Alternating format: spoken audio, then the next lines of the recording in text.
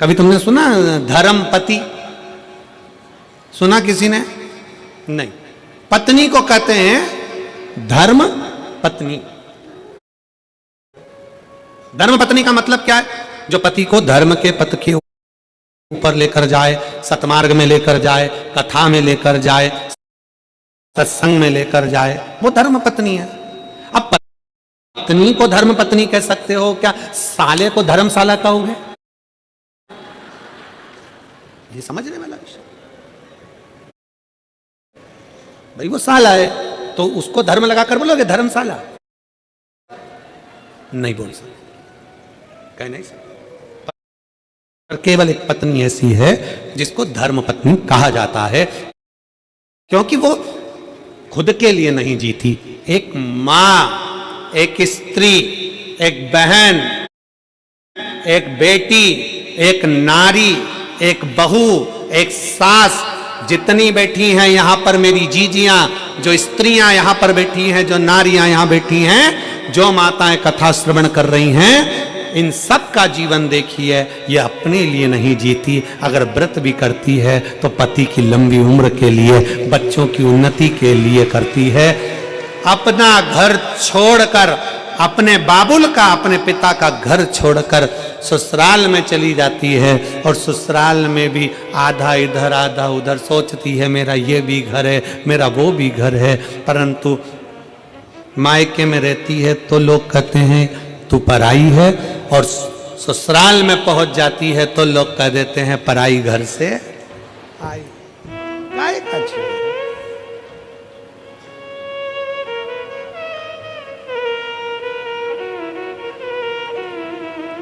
खुद के लिए नहीं जीती, स्वयं के लिए नहीं जीती। वो पूरा जीवन उसने अपने परिवार को दिया है, पूरे परिवार, पूरा जीवन दिया। और परिवार वालों से क्या चाहिए एक स्त्री को, एक नारी को?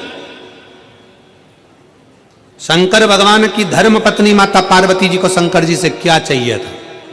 शिव जी से क्या चाहिए? केवल आदर। क्या चाहिए? सम्मान, आदर। 33 कोटि देवता में कोई देवता ऐसा नहीं जिन्होंने अपनी धर्म पत्नी को इतना आदर दिया हो जितना शंकर भगवान ने पार्वती को दिया है।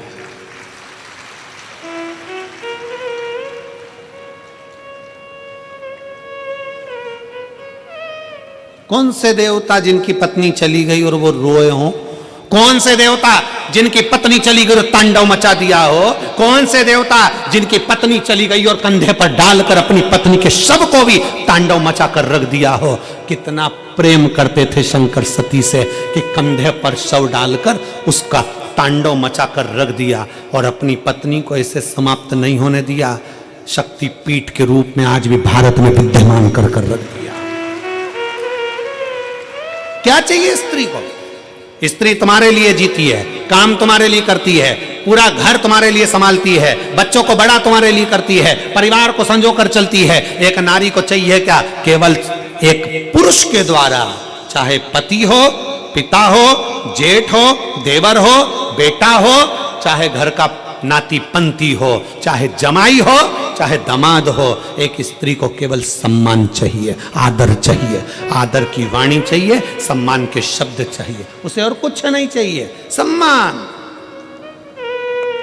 33 कोटि देवता में, देवताओं ने भले अपने पास में अपनी देवियों को बिठाया होगा, अपने पास बिठाया होगा। आप देखिए माता लक्ष्मी भगवान नारायण के पास में है, उनके चरणों में है। ब्रह्माणी जी के पास में है, राम जी के पास में सीता हैं, कृष्ण कन्हैया के पास में राधा जी हैं, सब देवता के पास में सारी देवियां हैं, उनके नजदीक में है।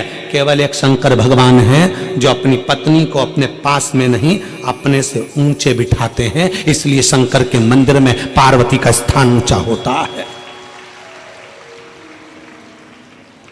शिव जी से ऊंचा पार्वती का स्थान है। उज्जैन चले जाओ, महाकाल बाबा जमीन पर विराजमान है और पार्वती मैया ऊंचे स्थान पर। सोमनाथ चले जाओ, माता पार्वती ऊंचे स्थान पर बैठी हैं। आप ओमकारेश्वर चले जाओ, माता पार्वती ऊंचे स्थान पर बैठी हैं। शंकर भगवान के मंदिर में पार्वती मैया का स्थान ऊंचा है, क्योंकि शंकर भगवान अपनी पार्वती को ऊंचे स्थान पर रखते हैं, आदर देते हैं, सम्मान देते हैं। और जिस घर में नारी का सम्मान होता है उस घर में कभी बरकत की कमी नहीं होती। इसलिए पार्वती मैया को शंकर भगवान ने सम्मान दिया तो उनके घर में रिद्धि भी आई, उनके घर में सिद्धि भी आई और उनके घर में बुद्धि भी आई। अगर जहां नारी का सम्मान होता है वहां रिद्धि सिद्धि बुद्धि तीनों आती है।